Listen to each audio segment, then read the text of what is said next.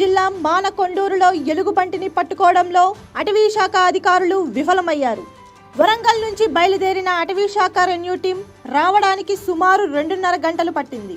తీరా rescue team చేరుకున్నాక మత్తు ఇంజెక్షన్లు సిద్ధం చేస్తున్న సమయంలో ఎలుగుబంటి పారిపోయింది.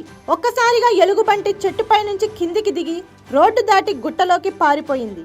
దీంతో జనం ఒక్కసారిగా భయపడిపోయారు. అటవీ శాఖ అధికారులు, రెస్క్యూ టీం సమన్వయ లోపంతో ఈ ఆపరేషన్ విఫలమైంది.